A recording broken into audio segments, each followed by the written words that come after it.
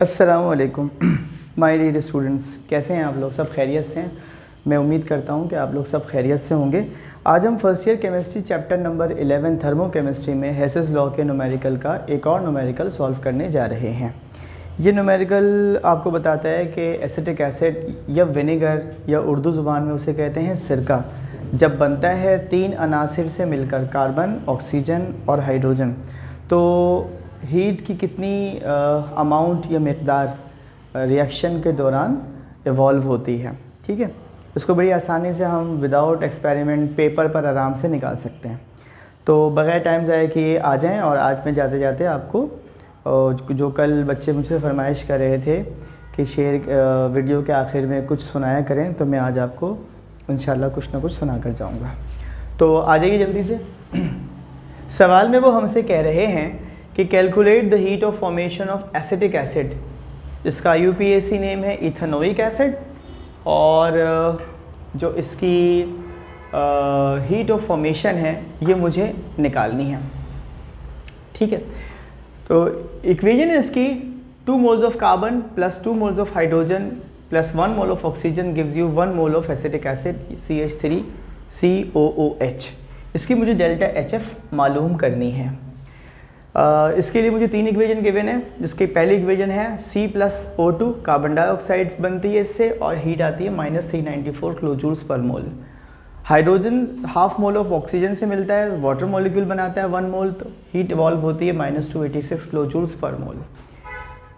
Acetic acid की जब combustion होती है और कार्बन डाइऑक्साइड और वाटर बनता है तो हीट इवॉल्व होती है -871 किलोजूल्स पर मोल।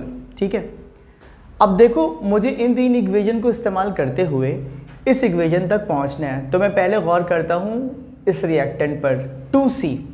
मेरी पहली इक्वेशन कहती है C, तो C को मैं क्या करूं कि ये 2C बन जाए। मैं इक्वेशन नंबर 1 को 2 से मल्टीप्लाई कर देता हूं। जैसे मैं इसको 2 से मल्टीप्लाई करता हूं तो ये बन जाता है 2C। अब जाहिर सी बात है, सिर्फ कार्बन थोड़ी मल्टीप्लाई हो रहा है, ऑक्सीजन भी हो रहा है, कार्बन डाइऑक्साइड भी हो रहा है, और ये जो वैल्यू है -394 किलोजूल्स पर मोल, ये भी 2 से मल्टीप्लाई हो रही है। यानी इक्वेशन की एक एक चीज़, एक एक रिएक्टेंट, एक एक प्रोडक्ट और डेल्टा H, ये सब 2 से मल्टीप्लाई हो रहे हैं। और आपको इक्वेशन बनाकर दे रहे हैं 2C + 2O2 gives you 2CO2 -788 किलोजूल्स per mole. Equation 1 को हमने 1 कहा था, 1 की जो मॉडिफाइड फॉर्म है या जो उसको हमने मल्टीप्लाई करके 1 को एडेड कर दिया है, अब हमने बोल दिया है इसको 1 स्टार, यानी इक्वेशन नंबर 1 के सामने स्टार लगा दिया। इक्वेशन नंबर 2 के आगे आइए। इक्वेशन हमारी मास्टर इक्वेशन चाहती है कि हम लेकर आएँ 2 मोल्स ऑफ हाइड्रोजन यानी 2H2, और यहाँ पर है सिर्फ H2, तो हमें क्या करना है? सीधी सी बात है, 2 से मल्टीप्लाई कर देना है। तो मैंने वही किया जो इक्वेशन नंबर 1 में किया था। इक्वेशन 1 को मल्टीप्लाई जिस तरह किया था 2 से, पूरी इक्वेशन को मैंने 2 से मल्टीप्लाई कर दिया और मेरे पास रिजल्टेंट आ गया 2H2। और ये जो हाफ है ये 2 से कैंसिल हो जाएगा। कहीं आप समझ रहे होंगे कि ये 2O2 हो जाना चाहिए, 2 नहीं होगा। जब हाफ को 2 से मल्टीप्लाई करेंगे तो बेटे ये हाफ ख़त्म हो जाएगा और सिर्फ क्या बचेगा? O2। ये H2O मल्टीप्लाई होकर बन जाएगा 2H2O। ये -286 किलोजूल्स पर मोल मल्टीप्लाई होकर बन जाएगा -572 किलोजूल्स पर मोल। इक्वेशन को जैसे हमने 1 को 1 स्टार कहा था, 2 को 2 स्टार कह दिया। तीसरी इक्वेशन पर आइए और अपनी इस इक्वेशन से इसका मवाजना कीजिए। जब आप इस इक्वेशन को देखते हैं तो आपका एसिटिक एसिड रिएक्टेंट साइड पर है जनाब, और आपको चाहिए कहाँ पर सरकार? या आपको चाहिए प्रोडक्ट साइड पर। तो आप क्या करेंगे? जब भी आपको reactant to product, product to reactant की मसाइल दरपेश हों तो आप सीधा सीधा एक काम किया करें, इक्वेशन को रिवर्स कर दिया करें, उसका क़िबला तब्दील कर दिया करें। इससे क्या होगा? आपके सारे रिएक्टेंट प्रोडक्ट बन जाएंगे और आपकी सारी प्रोडक्ट रिएक्टेंट बन जाएगी, और आपकी जो डेल्टा H है उसकी साइन तब्दील हो जाएगी। अगर नेगेटिव था तो पॉजिटिव हो जाएगी, और अगर ये पॉजिटिव होता तो ये नेगेटिव हो जाता। ठीक है, तो मैंने क्या किया? इक्वेशन नंबर 3 को रिवर्स कर रहा हूँ, बस और कुछ नहीं कर रहा। तो मैंने बोला मैं सिर्फ इक्वेशन नंबर 3 को रिवर्स करूँगा। रिवर्स करके मैं क्या लिख दूंगा? 2CO2 पहले प्रोडक्ट था, रिएक्टेंट बन गया, 2H2 प्रोडक्ट था, रिएक्टेंट बन गया, CH3COOH रिएक्टेंट था, प्रोडक्ट बन गया, 2O2 प्रोडक्ट रिएक्टेंट था, प्रोडक्ट बन गया।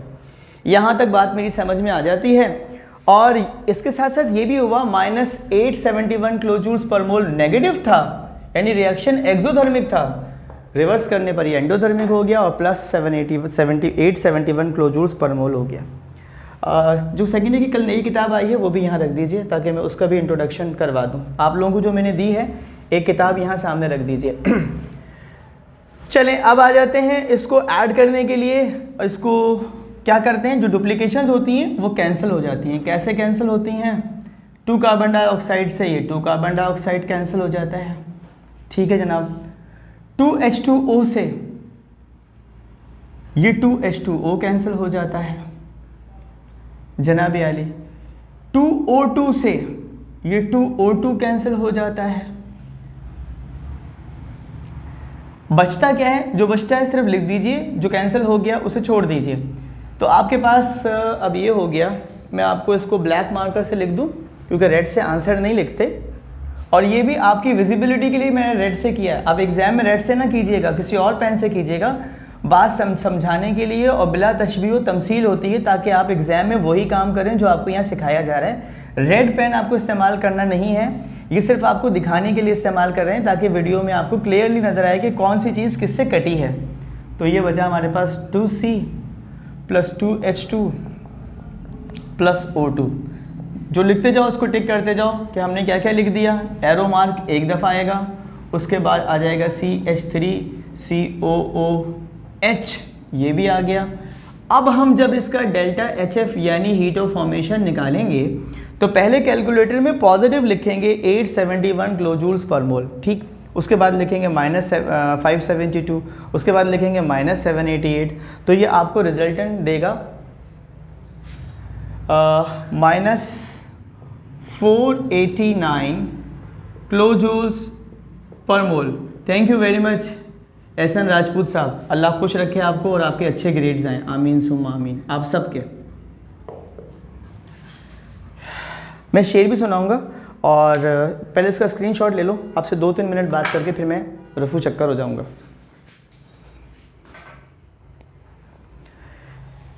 जनाब आली, देखिए सेकेंड ईयर की एक किताब थी टेक्स्ट बुक, उसकी वो आती है अगस्त 2023 में। तो मैं assistant professor Syed Athar Ali DJ science college, मेरी ये किताब कल मार्केट में आई है। इकरा पब्लिशर वालों ने इसको पब्लिश किया है। कई लोग इसके पसे पर्दा हैं, मैं बहुत सारे लोगों के नाम तो नहीं ले सकता। इस किताब को अच्छी तरीके से देख लीजिएगा। It is the complete solution of your chemistry paper 2024 का जो आपका पेपर होगा वो इंशाल्लाह कम्प्लीटली आपका सॉल्व हो जाएगा। बहुत अच्छे से नंबर आ जाएंगे, अच्छे ग्रेड्स आ जाएंगे। मैं इसकी बैक साइड भी आपको दिखा देता हूँ। उर्दू बाज़ार में हर जगह ये अवेलेबल है। इस किताब को अच्छी तरीके से देख लीजिए। इस किताब में ना सिर्फ ये कि short question answer, long question answers और इसके MCQs, टेक्स्ट बुक की एक्सरसाइजेस, किताब लेंगे तो पता चलेगा। मैं तो अपने मुंह से किताब की तारीफ़ ही करता रहूँगा। इस किताब के लिखने में और इस किताब को पेश करने में जिन लोगों का नाम लेना बहुत ज़रूरी है वो है हमारे शेख मुबारक साहब, उनका तहे दिल से मशकूर हूँ। हमारे जावेद साहब जो हमारे पब्लिशर हैं, इकरा पब्लिशर वाले, उनका मैं बहुत मशकूर हूँ। बहुत बहुत शुक्रिया आपका इस एतमाद का।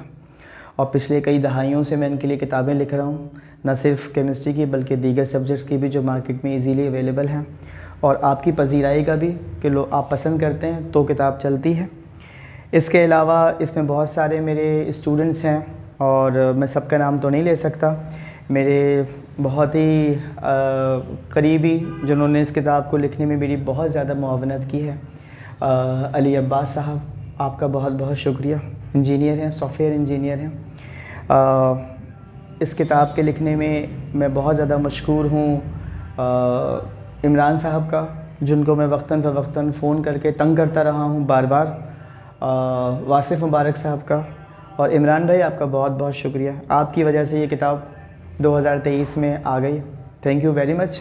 आप उसको लीजिएगा, पढ़िएगा।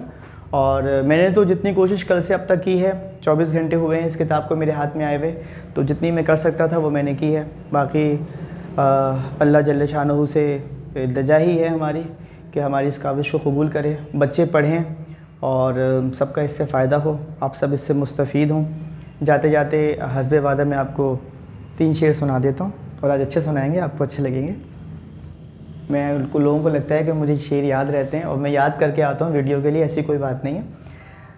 वीडियो के इख्तिताम पर अगर मुझे कुछ याद आता है तो मैं फ़ौरन कह देता हूँ, और अगर याद नहीं आता और यहाँ बच्चे बैठे हुए होते हैं क्योंकि यहाँ की सिचुएशन का आपको पता नहीं है, तो फिर मुझे ये धुन होती है कि यार इनको पढ़ाना है, इसके बाद एक और ग्रुप को पढ़ाना है, फिर एक और ग्रुप को पढ़ाना है, इसके बाद 4 ग्रुप को पढ़ाना होता है, तो वो सर पे टेंशन सवार रहती है। और अगर आप फारिग़ुद दिमाग हों तो फिर आप शेर पे शेर सुनते जाइए, अगर कोई काम ही ना हो तो जो शेर मुझे याद आया है, मोहब्बत से मुकर जाना ज़रूरी हो गया था, पलटकर अपने घर जाना ज़रूरी हो गया था, नज़रअंदाज करने की सज़ा देनी थी तुझको, नज़रअंदाज करने की सज़ा देनी थी तुझको, तेरे दिल में उतर जाना ज़रूरी हो गया था, मैं सस्सी की तरह सोता रहा और चल दिए तुम, बता देते अगर जाना ज़रूरी हो गया था।